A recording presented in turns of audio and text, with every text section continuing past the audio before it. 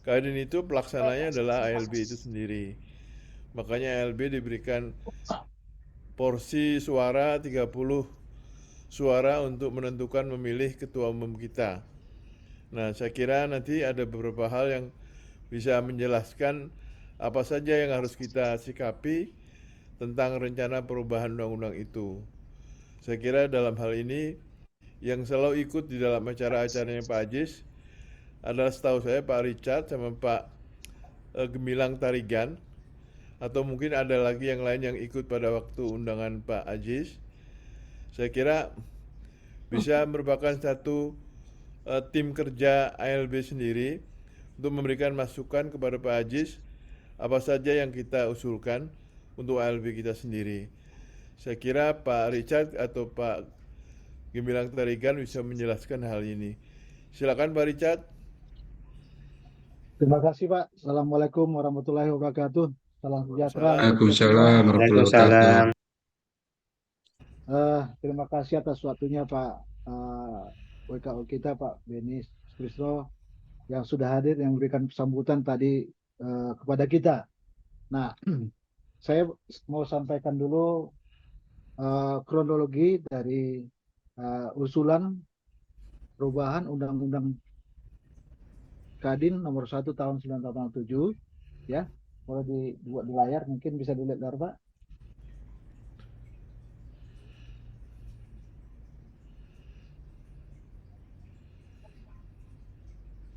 Tapi sebelumnya Pak, mohon nanti absen diisi Pak ya, karena ini akan saya sampaikan kepada eh, Pak Ajis sebagai ketua yang membidangi perubahan undang-undang.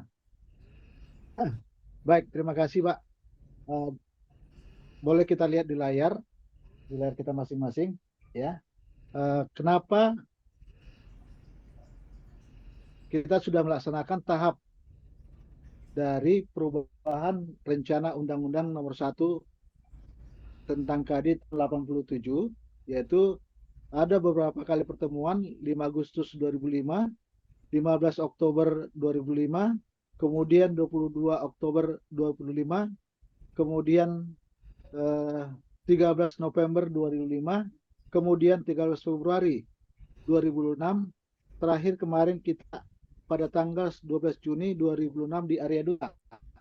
Di situ dihadiri oleh Bapak Ketua Umum, kemudian tim penyusun daripada perubahan rancangan Undang-Undang tahun 87 dan juga dihadiri oleh Kadinda dan dari asosiasi. Dan dari hasil penjelasan yang kita terima ada beberapa hal yang harus kita sampaikan kepada kita semua pengurus asosiasi tentang rancangan undang-undang yang telah diusulkan oleh ketua bidang yang diutus untuk melaksanakan perubahan itu Bapak Ajis Samsudin. Mudah-mudahan beliau juga ikut hadir di saat ini ya. Jadi ada Ya, saya hadir Pak. Cuma saya ya, perlu luruskan bahwa draft itu draft adalah kajian atas masukan dari daerah-daerah dan berbagai pertemuan yang tadi disampaikan. Tapi naskah RUU-nya bukan itu. Naskah RUU-nya masih dalam proses di Balek dan masih proses di Balek. Oke, terima kasih Terima Pak kasih Ajis. Pak Ajis. Ya. Terima kasih. Jadi itu bukan draft RUU itu usulan. Usulan itu yang adalah butir-butir yang kita lakukan dari daerah, dari asosiasi berbagai pertemuan. Naskah RUU-nya sendiri itu secara resmi belum keluar, masih ada prosesnya ada di Badan Legislasi DPR. Baik Pak. Begitu Pak Beni kira-kira. Jadi Ya. itu belum resmi usulan kita karena kita sifatnya hanya kasih masukan. Pembahasannya ada di Balek, Badan Legislasi DPR dan pemerintah nantinya. Oke. Tapi Oke. Pak Richard bisa lanjut ya, biar Iya ya teman-teman silakan Pak, silakan Pak. biar teman-teman Oke bisa Pak, mengerti. Pak Samsudin ya. Oke. Nah, jadi yang kita dengar kemarin adalah usulan yang sudah disampaikan oleh teman-teman. Nah, kemudian ini dasar pokok kenapa dilaksanakan perubahan undang-undang tersebut. Ya, yang tadi Pak. Ya, ini dasar perubahan undang-undang itu ada terus Pak.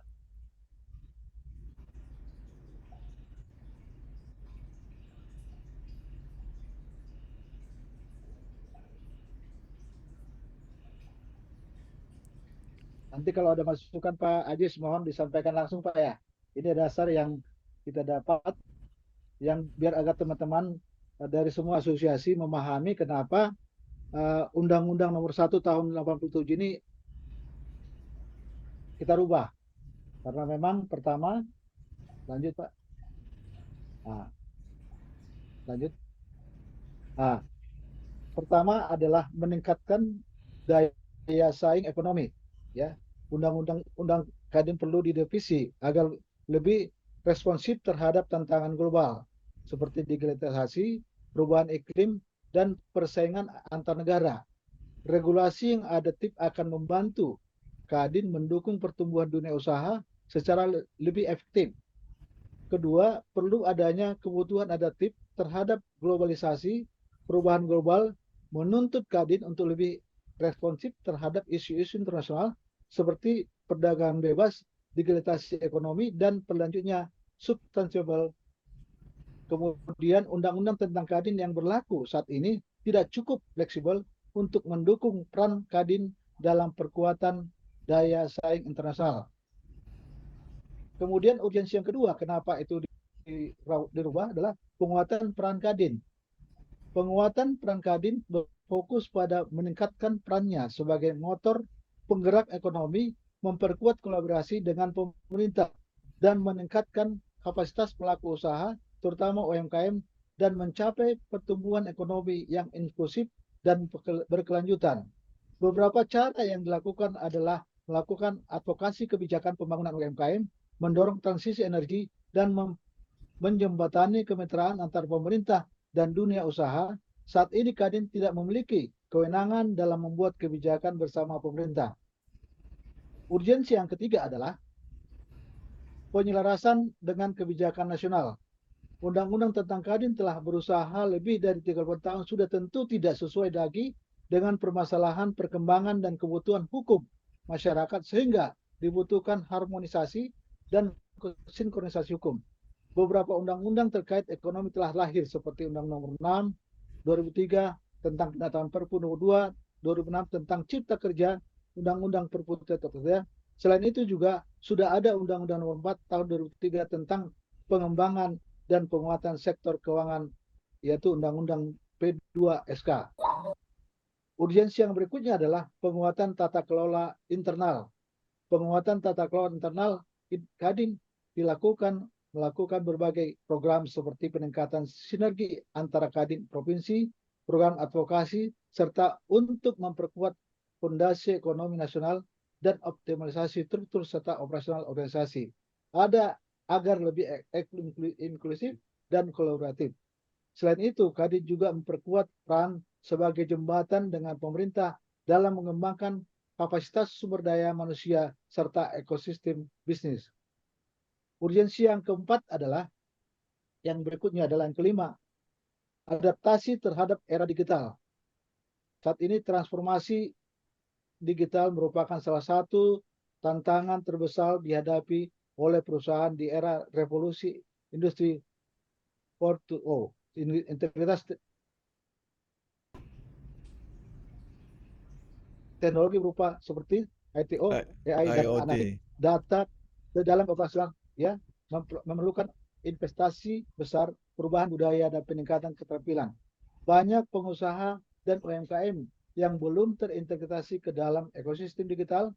Kadin perlu memiliki mandat yang lebih jelas untuk membantu transformasi digital.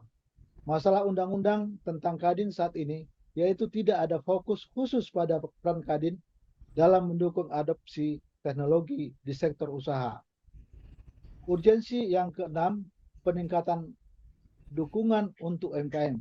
Penguatan peran usaha mikro kecil menengah UMKM menjadi salah satu penopang ekonomi nasional karena UMKM mencakup 9% total unit usaha Indonesia, berkontribusi terhadap produk domestik bruto nasional hingga 60,51% serta menyerap hampir 97% dari total tenaga kerja Indonesia. Saat ini kontribusi UMKM ekspor nasional saat ini baru mencapai sekitar 15,7% dan total ekspor nasional masih di bawah Singapura yaitu 41% dan Thailand 29%. Undang-undang tentang Kadin ini saat ini belum memberikan peran Kadin terhadap pemberdayaan termasuk akses pembiayaan, pasar, dan pelatihan UMKM. Kemudian urgensi yang terakhir adalah belum adanya etika bisnis dan kode etik dalam Undang-Undang Kadin.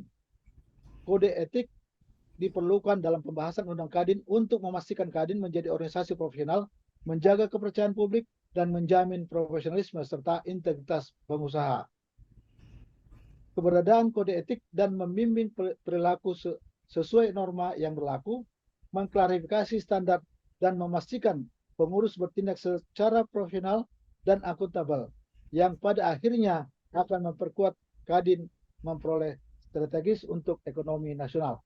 Nah, itu kira-kira dasar kenapa Undang-Undang Nomor 1 Tahun 87 ini harus direvisi atau diperbaharui.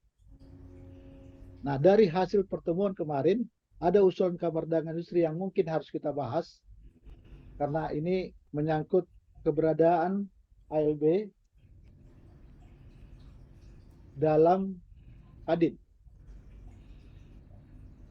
Nah, Bapak Ibu semuanya, kemarin kita sudah coba kirimkan usulan Kamar Dagang dan Industri untuk rancangan undang-undang ya yang kita bahas pada tanggal 12 kemarin, yang dihadiri oleh Pak Ketua Umum dan ada Pak Ajis menyampaikan paparan kemarin sana ya. Nah, saya sangat yakin Bapak Ibu semua sudah membacanya sehingga kita berikan masukan. Nah, di sini ada Pak Ketua Wakil kita Bapak Beni Trisno dan kebetulan Pak Ajis menyempatkan waktu untuk hadir di tengah-tengah kita. Mungkin beliau nanti bisa menerima atau mencerna masukan-masukan dari Bapak Ibu tentang keberadaan ALB dan himpunan di dalam Kadin itu sendiri. Nah, ada kemarin dari pembicaraan yang kita sudah dengar dan kita dapat dari hasil pertemuan tanggal 12 kemarin, yaitu masalah keberadaan ALB, sehingga hari ini kita berkumpul di sini untuk membicarakan keberadaan ALB dalam setiap undang-undang yang akan dirancang untuk pembaharuan Undang-Undang Nomor 1 Tahun 87. Untuk itu kami nanti akan mencoba menerima masukan dari Bapak Ibu tentang ketentuan umum baik pasal per pasal yang akan kita paparkan saat ini, dan nanti akan ada hal-hal mungkin yang tertentu yang menurut kita tidak akan mengurangi peran dari asosiasi, sehingga dari paparan dari penyampaian dari Pak Beni tadi bahwa ALB menjadi tiang tonggak dari Kadin itu sendiri. Saat ini kita memiliki 30 suara untuk munas Kadin, ya. Apakah itu peran itu semakin ditingkatkan atau tidak, dan di mana peran ALB? Nah, itu kira-kira mungkin yang harus saya sampaikan. Mohon masukan dari Bapak Ibu tentang pasal per pasal dari bab ini, sehingga nanti Pak Ajis bisa menyerap dan bisa dimasukkan dalam ketentuan umum yang akan kita sampaikan dalam RDP nanti. Itu kira-kira Pak. Baik, terima kasih Pak Richard. Saya kira ini waktunya teman-teman memberikan masukan agar nanti direcord oleh Pak Richard dan sekretariat apa saja yang bisa kita usulkan kepada Pak Ajis yang saat ini ada di sini. Mungkin Pak Ajis juga bisa langsung memberikan komen kalau ada beberapa hal yang langsung bisa diberikan arahan oleh Pak Ajis sendiri. Terima kasih. Untuk itu silakan teman-teman memberikan satu masukan. Kita menunggu, tentu Pak Richard sudah siap dengan timnya.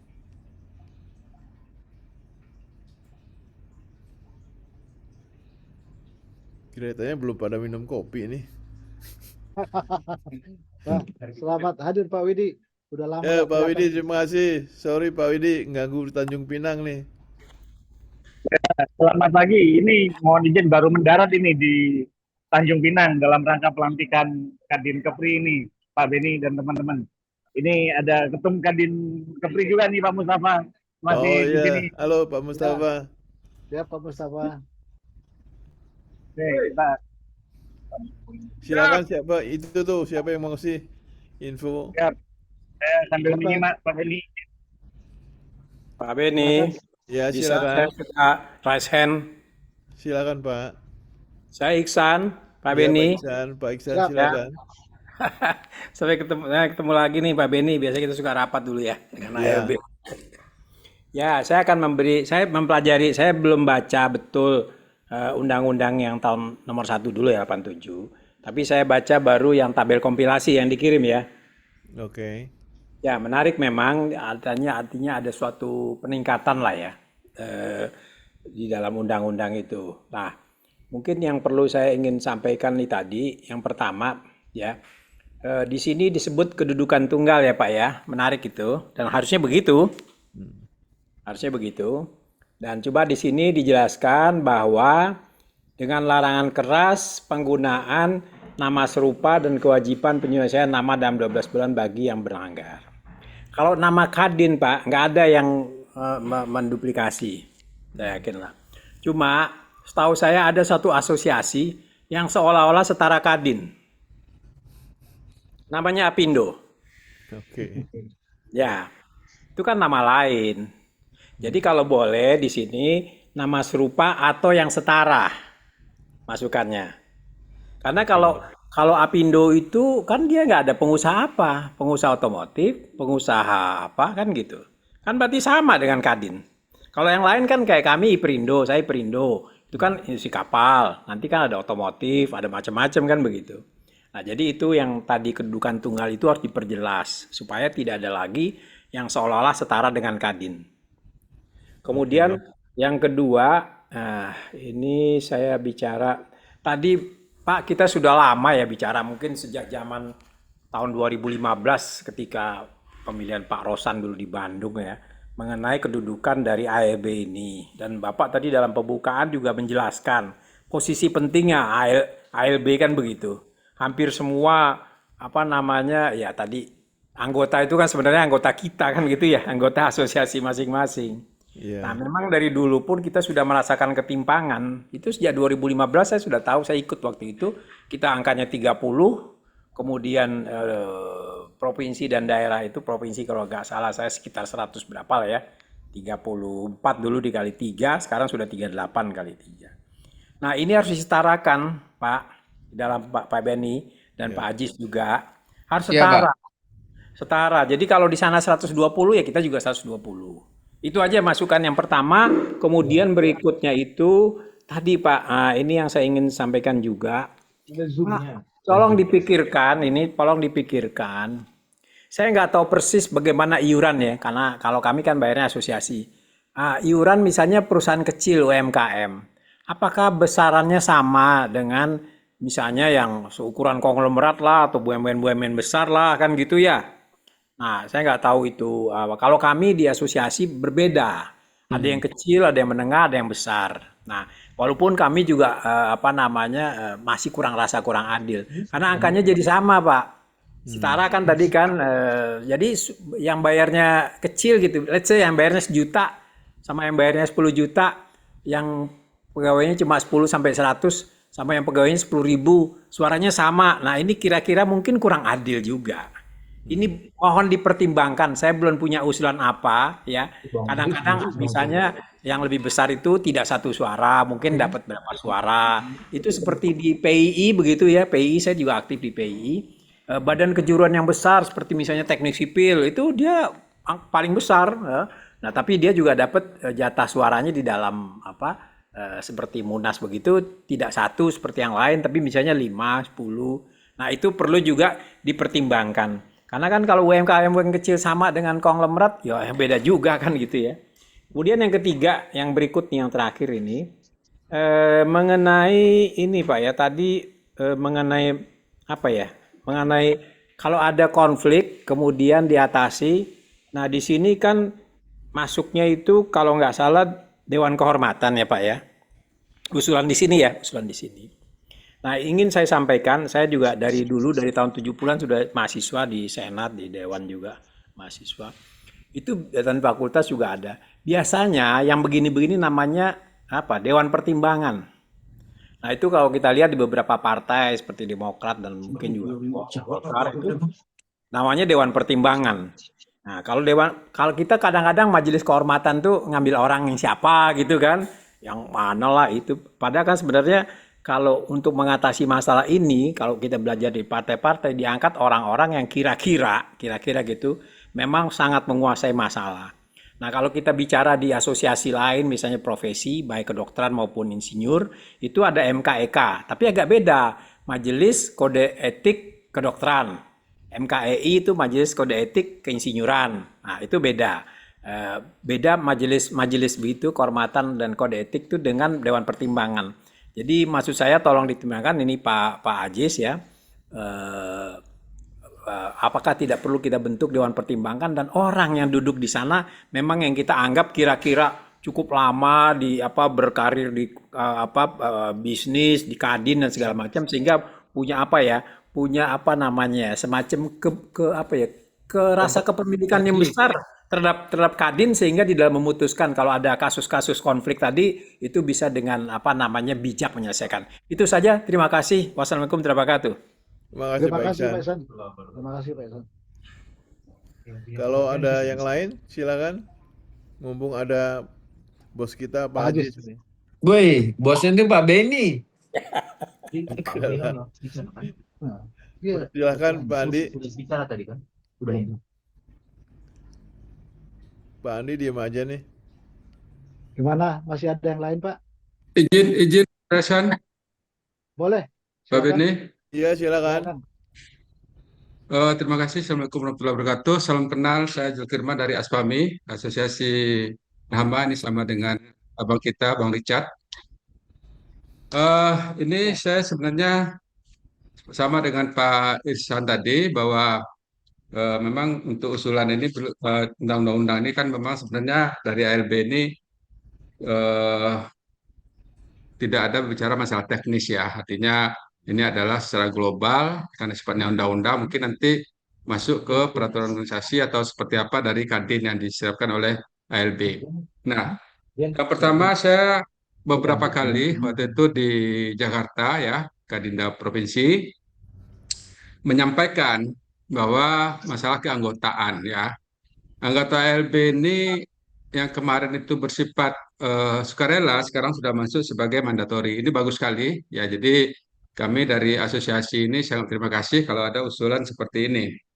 Kemudian yang kedua di poin ke-8 dari kompilasi ini, nomor 9 itu tentang bahwa keanggotaan Kadin ini mungkin bisa dari pihak Kadin ini kan setara dengan tingkat kementerian mungkin bisa mensyaratkan di dalam OSS RBA sehingga nanti bagaimanapun juga kalau orang berusaha mau tidak mau dia akan mengikuti menjadi anggota Kadin. Nah, dari anggota Kadin ini untuk menjadi anggota Kadin ini mungkin ada usulan bahwa harus mensyaratkan perusahaan tersebut menjadi anggota asosiasi yang terkait. Nah, dengan demikian, secara tidak langsung, Kadin juga melindungi ALB-nya yang terdaftar di Kadin untuk merekrut anggota-anggota yang usaha sejenis. Karena asosiasi ini kan, ALB ini adalah organisasi terhadap perusahaan-perusahaan yang sejenis. Nah, di sini mungkin akan lebih meningkatkan girahnya asosiasi, dan ini secara otomatis Kadin juga akan meningkat, dan anggota kita bisa termonitor dengan baik sesuai dengan peraturan perundangan. Karena begini, OSS RBA ini kan sudah tahu bahwa kita itu adalah berbasis risiko. Nah, khusus untuk kami, ini adalah usaha yang berisiko tinggi, menengah tinggi, karena berkaitan dengan racun. Nah, di lapangan ini banyak sekali usaha-usaha yang telah memiliki izin dari OSS RBA, tetapi tidak menjadi anggota asosiasi.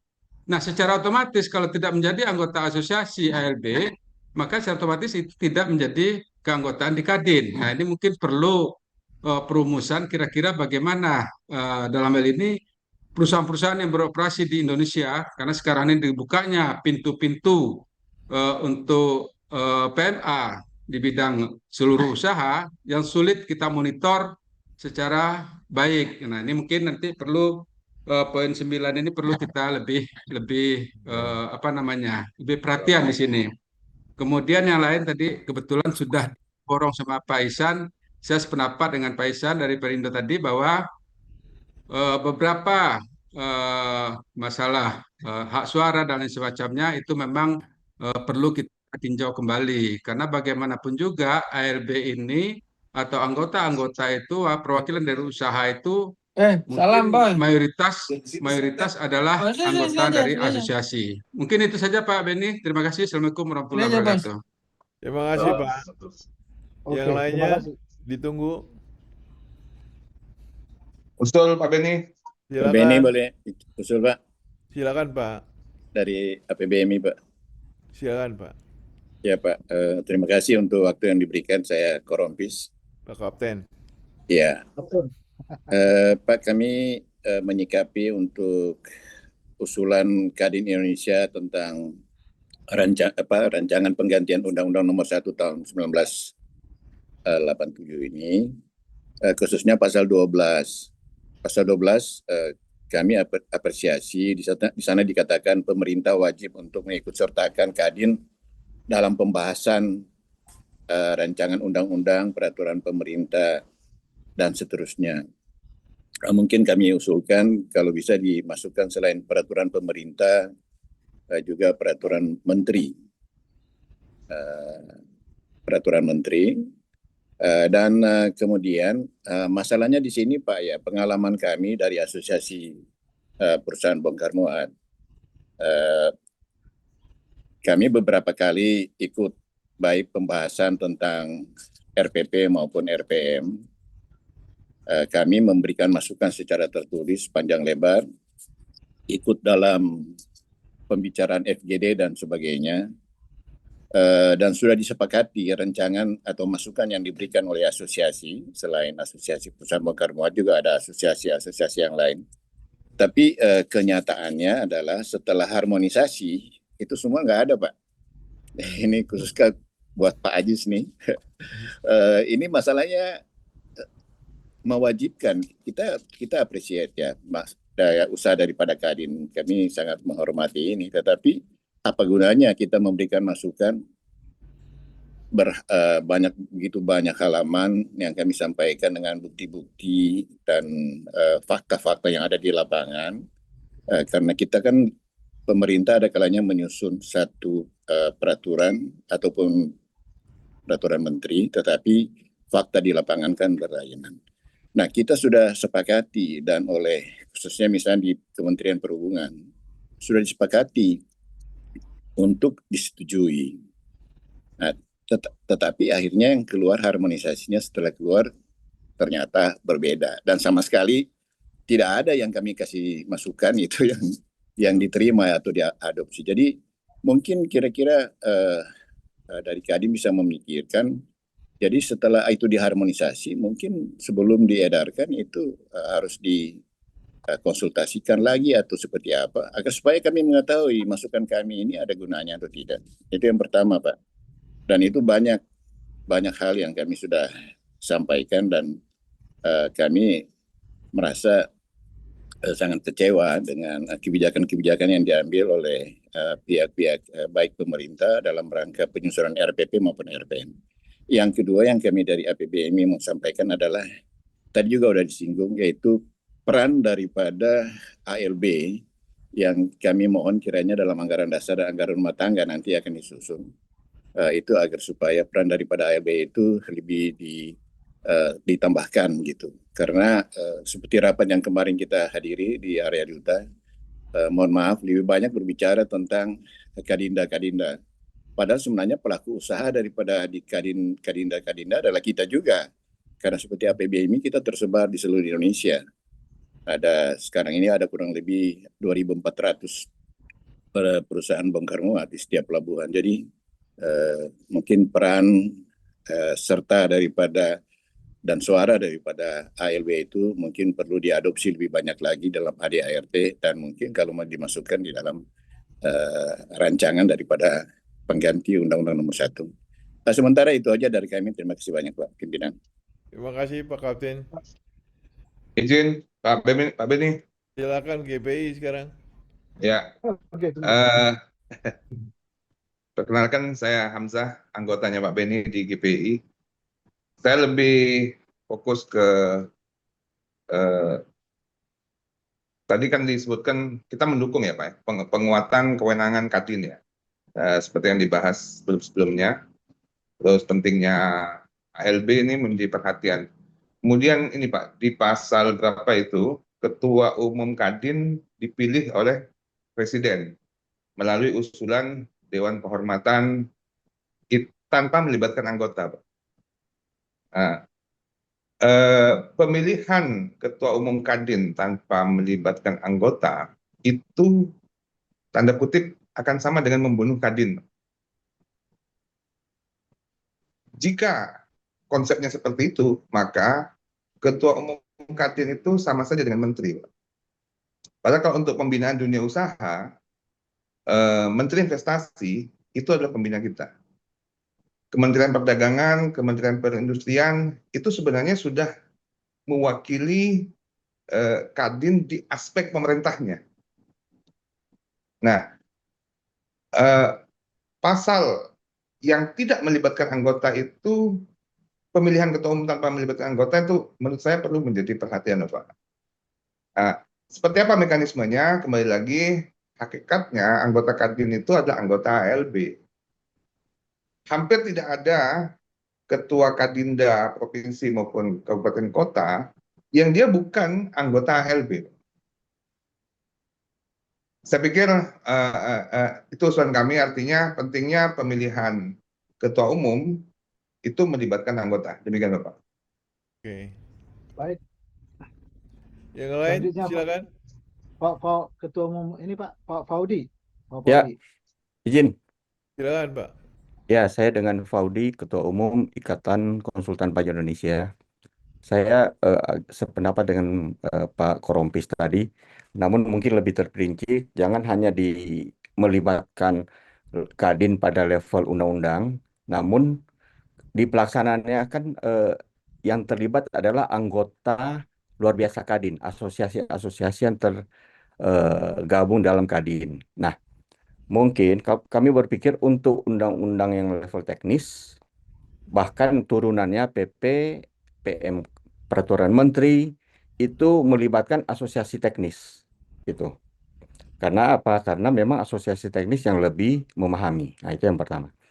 Yang kedua, kalau kami melihat pada saat, kalau sekarang kan kami kebetulan di konsultan pajak sangat berhubungan dengan Menteri Keuangan atau Direktur Jenderal Pajak. Nah, saat ini untuk penyusunan contoh PMK atau Perdirjen itu memang kami hadir. Namun hanya sebatas untuk memenuhi ketentuan saja. Artinya diskusi publiknya terpenuhi. Materinya itu sebenarnya materi sudah untuk tanda tangan. Gitu. Jadi kami tidak terlibat langsung sebenarnya. Kami hanya untuk memenuhi undangan, memenuhi ketentuannya mereka gitu. Nah, ini yang menurut kami ini harus dirubah. Mendengarkan dari sisi pelaku usaha. Mungkin itu Pak Ketua, Pak Beni. Terima kasih. Terima kasih. Yang lain sambung.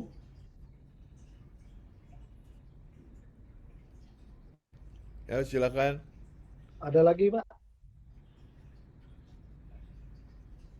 Pak Andi kok diem aja nih? Pak Beni izin Pak dari Silakan. Ginsi boleh Pak? Silakan. Ya, saya Kurniawan Pak, Ketua 1 Ginsi Pak, mewakili Ketua Umum kami Pak Kapten Subandi yang saat ini sedang Subandi. ada rapat juga dengan. Silakan Pak Kurniawan. Ya, Pak. Ya. Sinyalnya Pak. Kadin Pak, kalau boleh disampaikan Pak. Ya, silakan. Kalau yang Silakan, resminya Pak sudah kami Kurniawan. sampaikan juga Pak secara tertulis ke Kadin. dari Pak Kapten Subandi. Ini mungkin saya membacakan saja Pak ya beberapa concern kami lah Pak ya terhadap pasal-pasal yang ada di RUU. Gitu. Pertama masalah tadi Pak sudah disebutkan juga Pak sama anggota yang lain ya Pak, masalah NIB yang wajib Pak gitu, NIB wajib dan iuran wajib itu mungkin nanti agak didetailkan lagi Pak, karena beberapa UMKM ya Pak, kalau menurut kami kalau misalnya harus iuran wajib itu mungkin agak memberatkan bagi mereka gitu Pak. Jadi untuk teman-teman UMKM mungkin ada keleluasaan lah, mungkin biayanya berbeda atau bahkan mungkin tetap jadi anggota tapi tidak perlu membayar iuran gitu, misalnya seperti itu Pak. Itu yang pertama Pak. Kemudian yang kedua tadi sudah disampaikan juga Pak sama Pak Hamzah ya terhadap pemilihan ketua umum Pak yang harus dikembalikan kepada anggota Pak. Gitu. Jadi tidak ditunjuk oleh dewan dan diputuskan oleh presiden gitu, tapi tetap ke Munas atau ke ke anggota Kadin gitu ya. Yang ketiga Pak masalah pasal 10 huruf I Pak, untuk kewenangan Kadin memberikan pengakuan, pengukuhan dan pembinaan standar kelembagaan terhadap organisasi pelaku usaha. Ini harus dijelaskan juga nih Pak, karena kesannya nih Pak, kesannya ini anggota luar biasa atau asosiasi-asosiasi itu bergerak di bawahnya Kadin gitu. Jadi kayak subordinat gitu. Padahal kan seperti Ginsi contohnya Pak ya, kalau kami kan sama seperti tadi asosiasi IKPI itu kita juga ada kementerian yang terkait dengan kita gitu. Seperti kalau kami dengan Kementerian Perdagangan, Perindustrian, Kementerian Keuangan, khususnya Bea Cukai gitu, kami berhubungan langsung dengan mereka. Jadi ini mungkin harus kita kaji ulang nih Pak untuk pasal 10-nya. Kemudian untuk yang nomor 4 Pak, masalah penerbitan COO Pak, penerbitan COO atau dokumen ekspor gitu Pak. Mungkin tidak berhubungan langsung sama kami gitu Pak ya. Tapi untuk ekspor ini kan juga ada aturannya dari Kemendak Pak, untuk penerbitan COO kan saat ini kan masih di bawah Kemendak ya, khususnya IPSKA gitu. Terus kalau misalnya Kadin nanti menerbitkan bagaimana secara sistemnya Pak gitu. Kan kalau sekarang udah sangat baik nih Pak, penerbitan SKA kan kita sudah online semua, terus di setiap kabupaten ada gitu. Terus untuk koordinasinya juga sudah gampang. Kalau misalnya nanti pindah ke Kadin ini seperti apa Kadin persiapannya gitu Pak. Yang terakhir untuk sengketa bisnis Pak di pasal 34 gitu. Ini memberikan wewenang pada bisnis lembaga sengketa Kadin untuk meminta polisi untuk memanggil paksa pelaku usaha gitu. Ini kesannya seperti kayak represif gitu Pak ya. Ini kan kita harus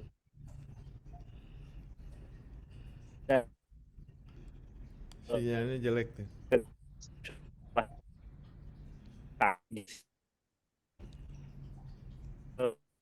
Hukum perdata nasional gitu Pak, bisa gitu, bukan penyidikan secara domestik.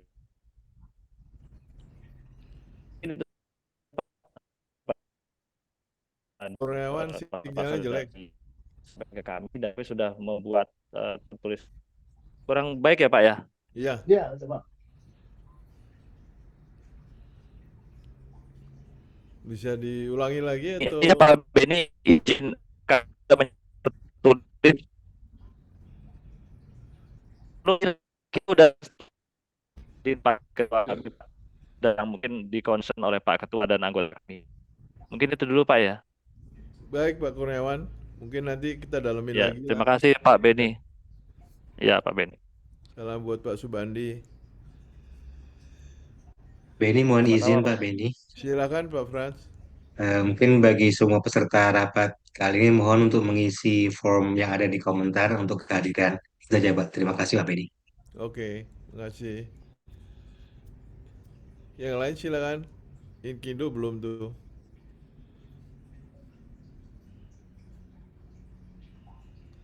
Izin dari Pak Andi, Selamat siang Pak Beni.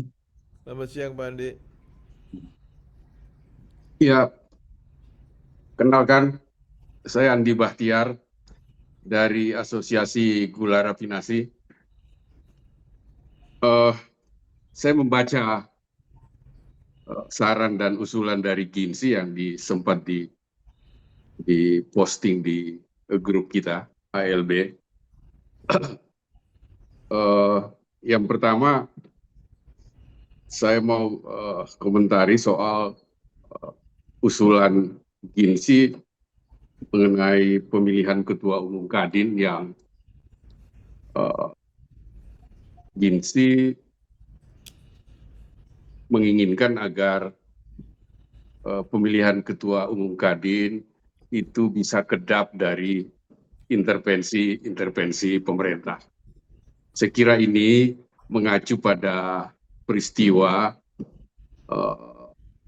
satu periode yang lalu mengenai pemilihan Kadin kita di Munas di Kendari waktu itu, kalau nggak salah Pak Ben, Betul. di mana sebelum kita melaksanakan Munas sudah ditetapkan secara aklamasi di Jakarta. Kita semua tahu siapa sebetulnya yang berada di belakang itu. Itulah yang ditafsirkan oleh Ginsi sebagai intervensi pemerintah di dalam organisasi Kadin dalam hal penentuan atau pemilihan ketua umumnya. Nah, ini yang saya sepakat dengan Ginsi agar ini betul-betul diatur secara rigid di dalam Undang-Undang Nomor 1 tahun 1987 kalau seandainya itu ada kesempatan untuk kita amandemen. Yang kedua terkait dengan hak suara. Jadi ini juga terkait dengan bagaimana kita mengimplementasikan satu demokrasi di dalam pemilihan ketua Kadin. Bahwa demokrasi di Kadin ini mesti merepresentasikan keanggotaan. Di dalamnya ada ALB. Kita tahu selama ini ALB hanya mendapatkan 30 suara. Nah, ini saya kira perlu juga kita pertimbangkan untuk kita usulkan agar ada penambahan dari jumlah suara yang selama ini berlaku, yaitu 30 suara. Padahal asosiasi kita itu mungkin lebih dari ratusan yang menjadi anggota ALB. Tetapi melalui mekanisme internal kita akhirnya hanya memiliki 30 voters. Kita tahu setiap provinsi itu kan kalau nggak salah ada 2 suara ya, apa 3 ya, bendahara, sekretaris, dan ketua sendiri. Nah, sekarang dengan terjadinya pemekaran, maka otomatis suara Kadin daerah itu akan bertambah sesuai dengan pertambahan atau pemekaran provinsi yang terjadi. Sementara anggota luar biasa, asosiasi-asosiasi ini juga bertambah, tetapi suaranya tetap aja 30. Jadi ini yang saya kira perlu diusulkan agar suara dari ALB ini juga ditambah sesuai dengan proporsi pertambahan asosiasi maupun juga secara real, ya, secara faktual bahwa kontribusi asosiasi ALB di dalam Kadin itu juga cukup besar, oleh karena itu votersnya juga mesti diberikan secara proporsional. Demikian Bapak-bapak sekalian, Pak Beni, usulan dari saya, Asosiasi Gula Rafinasi. Terima kasih, Prof. Izin Pak, Yang lain silakan. dari Perkindo, Pak. Ya, dari Silakan, Perkindo silakan. Ya, Pak Nunus. selamat siang Pak Beni dan kawan-kawan semuanya. Jadi, ini merupakan momentum yang sangat baik ya untuk melakukan revisi, sudah 40 tahun ya undang-undangnya. Nah, kalau mau menjadi negara maju, setidaknya ada komparatif ya, tata kelola Kadin ya, masuk aturan-aturan yang ada di dalam undang-undang nanti dengan negara-negara lain. Jadi kalau Malaysia seperti apa, kemudian Singapura seperti apa, kemudian Eropa perlakuan untuk chambers ini seperti apa ya, termasuk Amerika. Nah, kita lakukan studi komparatif untuk melihat beberapa aturan yang menyebabkan mereka maju usaha-usaha yang ada di negara tersebut. Saya coba kompilasi beberapa aturan ya yang ada di negara-negara lain tersebut.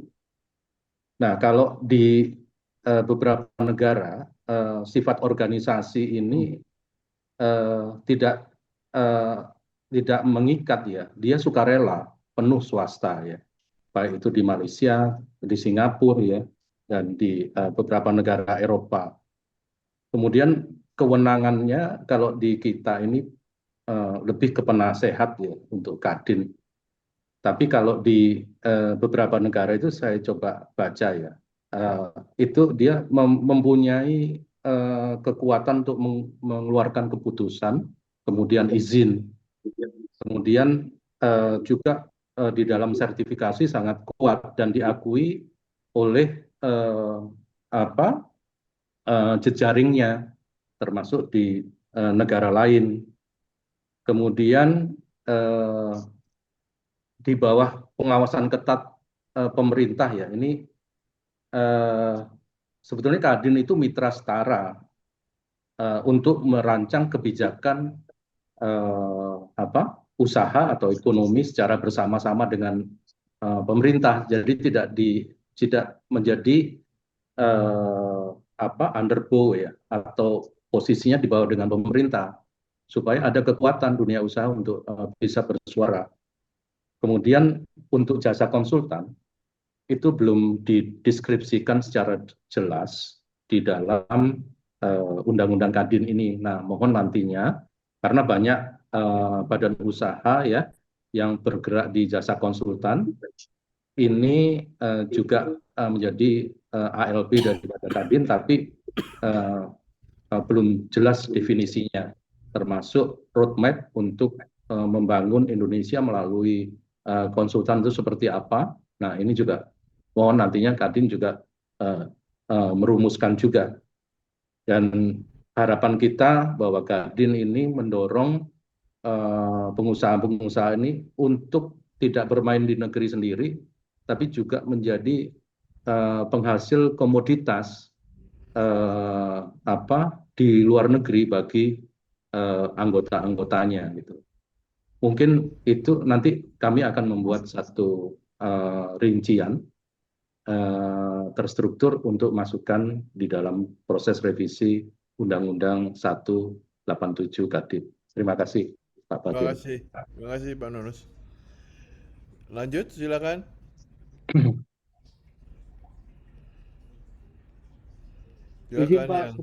Izin Pak dari ruangan. Ini ya, silakan Pak Rizal. Silakan. Ini dari beberapa WA yang masuk ke kami. Ini untuk Pak Ajis Pak.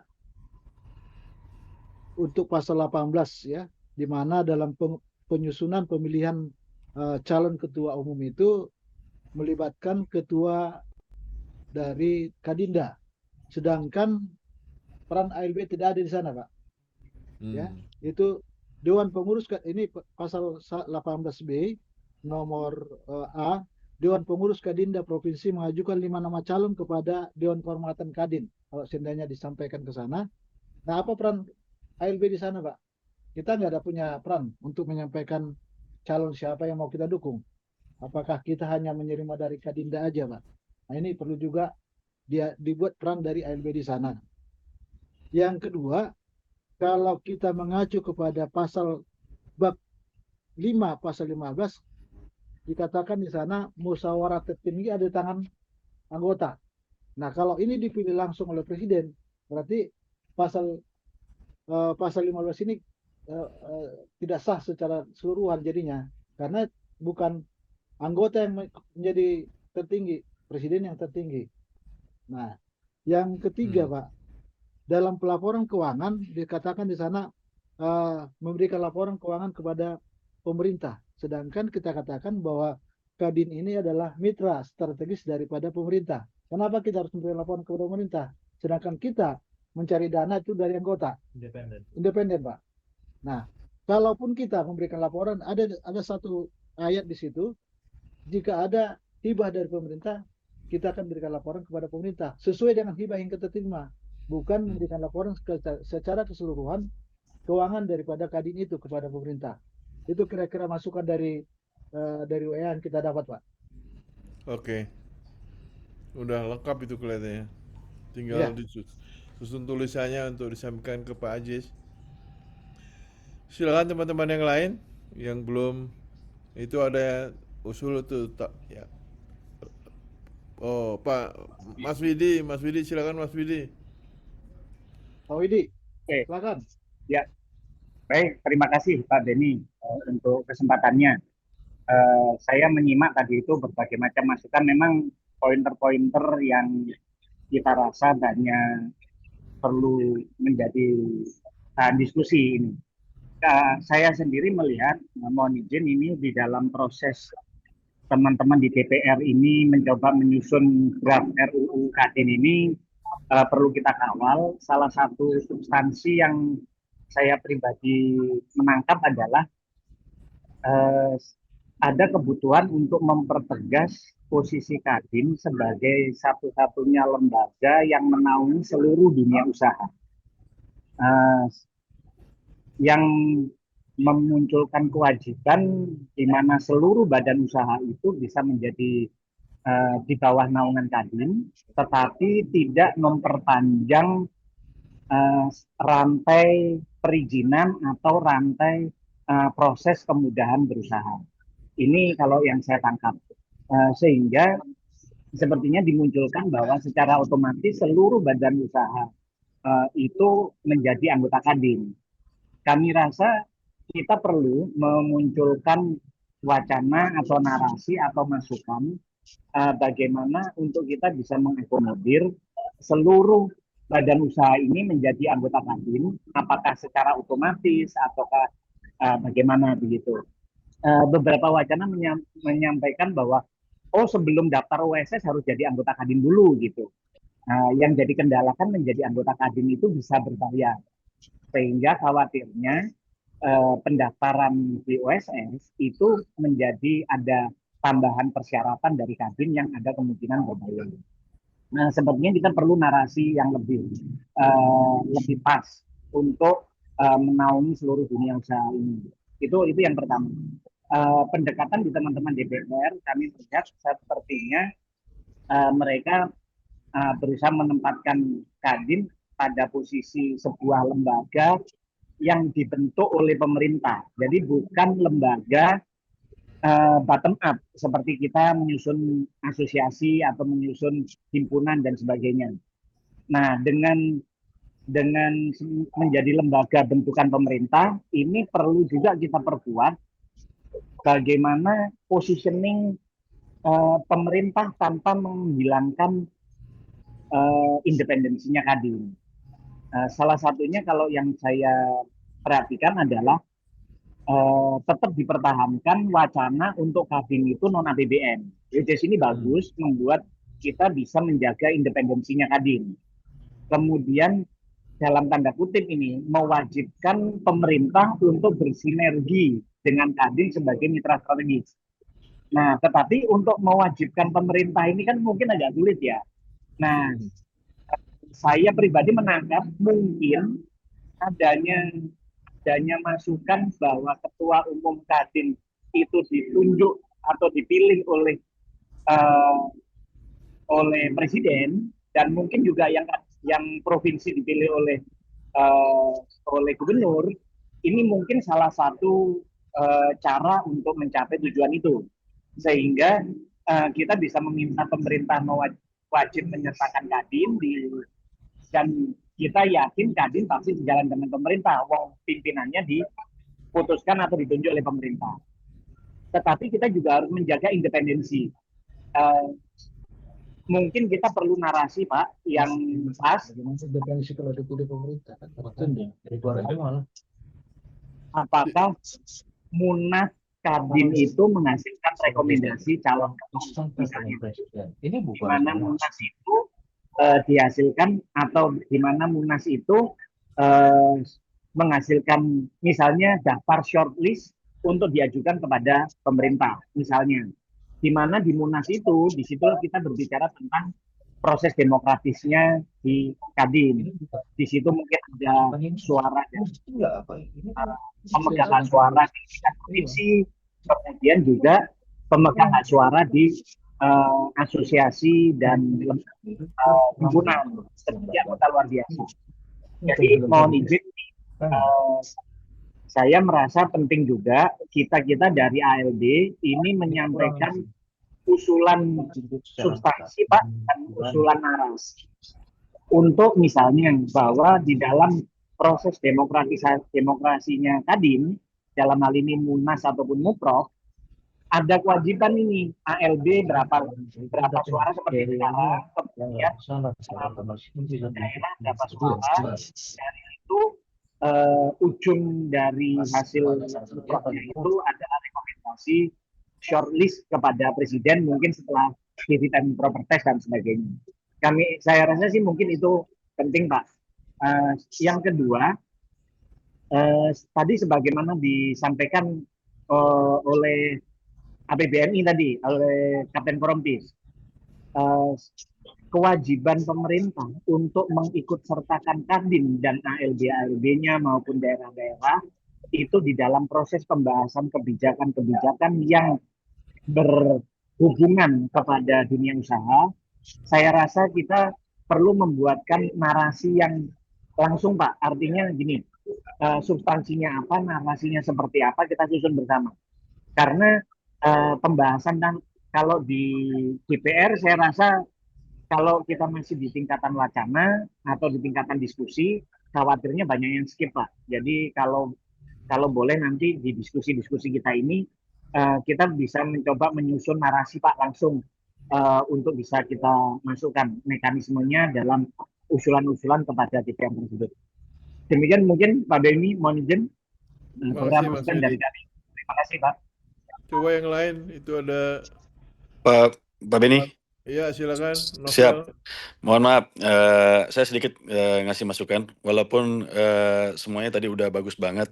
Saya hanya sedikit mau tambahin, kadang-kadang di pemerintahan kita juga mereka mengenal Kadin hanya selalu industri dan perdagangan, itu aja yang selalu deh. Nah, yang kurang di sini nih, kalau bisa juga jasanya masuk. Nah, contoh sharing data di sini aja industri, perdagangan, investasi. Kalau bisa masukin kolom jasa, karena juga kementerian terkait contoh KP2MI itu kan kita tidak memperdagangkan orang, tapi jasa yang dikirim ke luar negeri sehingga bisa mempekerjakan orang di luar negeri. Jadi maksudnya kolom jasa itu harus dipertegas juga. Jangan sampai nanti banyak juga di bawah-bawah level dirjen ke bawah selalu Kadin itu kan urusannya perdagangan, investasi, industri, bukan jasa. Nah itu perlu juga perjelas dan memperkuat itu. Itu mungkin dari saya Pak. Oke, terima kasih Novel. Yang lain Pak, sebelum nanti lapar nih, lebih baik semuanya aja deh. Tepat jam 12. Ya. Halo, dari Apeknas mungkin. Dari kita lah. Selamat sore, selamat siang Pak Ketua, Pak Beni. Iya silakan Pak Imam. Terima kasih Pak Beni, izin diskusi. Mohon izin saya terlambat Pak Beni. Iya silakan. Ya mungkin sudah dibahas sama teman-teman, tapi izin saya sampaikan ya dari Kindo. Iya silakan Kindo. Oke, tadi sepakat yang disampaikan oleh Pak Novel ya, bahwa memang dari jasa ini kan tidak terlalu dominan di Kadin ya Pak, itu pertama. Yang kedua, keberadaan ALB ini saya pikir sangat minim Pak, karena memang konsekuensi logis di suara pun juga memang tidak ada sama sekali kita ya. Suaranya kan kita cuma 30 atau 20 gitu ya Pak. 30. Ya 30, jadi kalau secara proporsional memang anggota ALB itu tidak terlalu banyak dipertimbangkan di percaturan Kadin. Kemudian yang ketiga Pak, terkait konsekuensi Kadin di daerah-daerah pun juga belum terasa Pak. Karena sampai saat ini termasuk di Jakarta pusat, Kadin itu belum hadir untuk teman-teman di ALB khususnya Inkindo Pak. Misalnya dalam mengayomi, melindungi gitu ya, dan mengembangkan itu Kadin saya pikir tidak terlalu masuk di kira-kira begitu. Apalagi misalnya kasus hukum dan lain terhadap anggota di ALB Pak. Gitu. Kemudian juga terkait regulasi Pak, regulasi ini hampir ALB ini kan punya regulasi tersendiri terkait ALB-nya. Misalnya konstruksi nih Pak Beni. Ya. Itu pun Kadin tidak pernah hadir, saya pikir membantu, mendorong kami Pak. Contoh misalnya kami ke DPR, kami bikin forum jasa konstruksi, kami bikin kondisi-kondisi tertentu, Kadin ini tidak bisa hadir kelihatannya Pak. Nah, mudah-mudahan dalam regulasi di aturan rancangan undang-undang ini, khususnya untuk Kadin, ada penguatan kapasitas Kadin terhadap ALB-nya Pak. Karena nanti sampai saat ini Kadin ini belum ada manfaat sama sekali Pak. Kita harus bayar ALB lah, kita harus bayar KTA-nya. Nah yang terakhir akreditasi Pak Budi. Nah yang terakhir akreditasi. Ini akreditasi Kadin ini masih cenderung tidak signifikan Pak Beni, karena mungkin akreditasi ini kan tidak terlalu banyak ya untuk mendorong biaya karena kecil sih memang. Tapi intinya akreditasi kami dari ALB sangat terpengaruh Pak. Juga termasuk dari Inkindo kita mempunyai akreditasi dan kita diakreditasi oleh Kadin dan kita menerbitkan.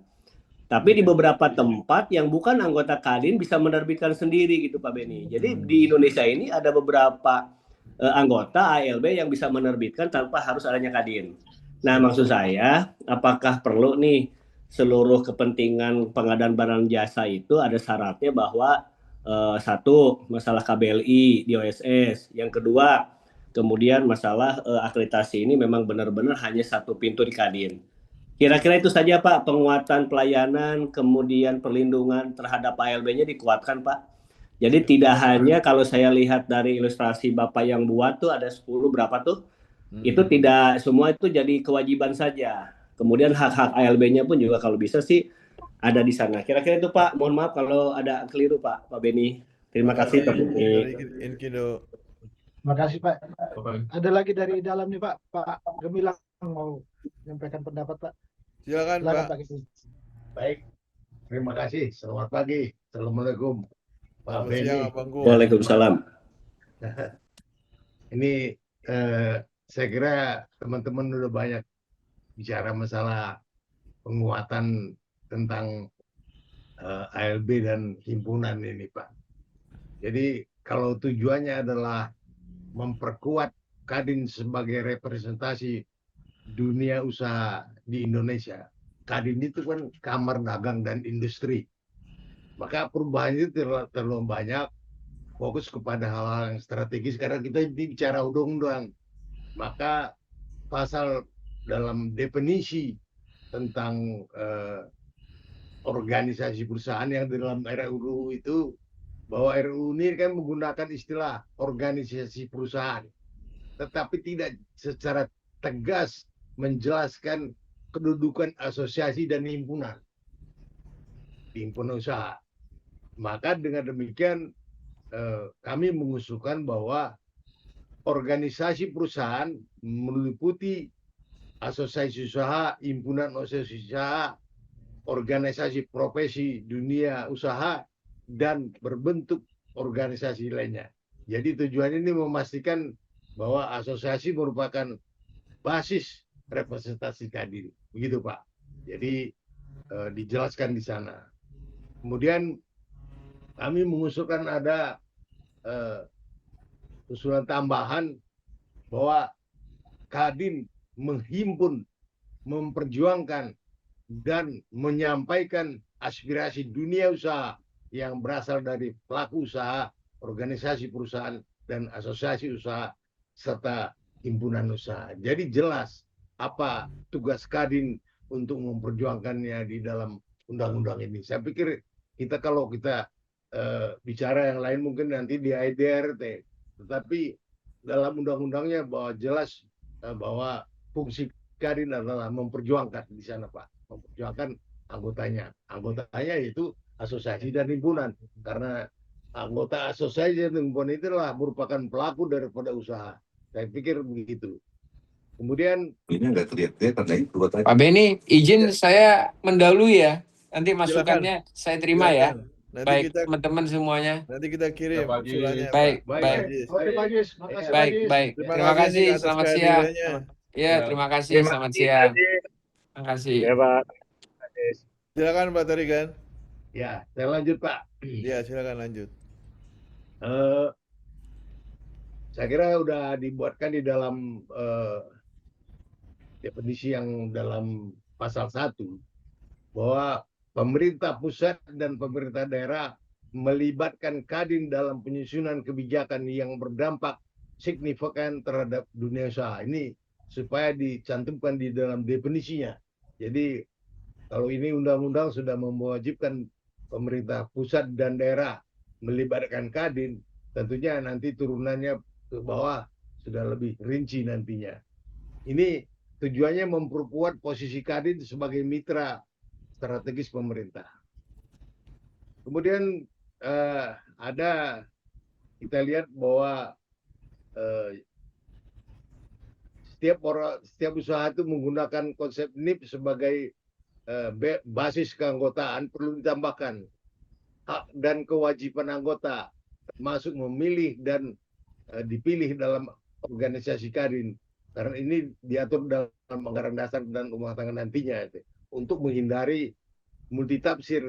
Jangan sampai nanti jutaan pemegang NIP menjadi otomatis menjadi anggota, jadi ribut nanti. Ini pun jadi masalah nanti kalau seluruh yang punya NIP adalah anggota Kadin. Jadi perlu ada penjelasan mengenai hak-haknya. Kemudian mengenai representasi di Indonesia, menurut saya perlu juga pasal baru yang dibuatkan itu mengenai dalam menjalankan fungsi representatif di Indonesia, Kadin wajib memperhatikan dan melibatkan organisasi perusahaan, asosiasi, dan himpunan usaha sebagai suatu sektor yang terkait. Ini menjamin supaya Kadin ini juga memperhatikan apa yang perlu diperjuangkan. Ini berarti melibatkan asosiasi, karena kalau sekarang ini kan istilahnya nih asosiasi ini berjuang sendiri-sendiri nih Pak kepada pemerintah. Jadi sini perlu ada suatu penegasan bahwa fungsi Kadin ini perlu dipertegas supaya seperti tadi pertanyaan teman-teman tuh Pak,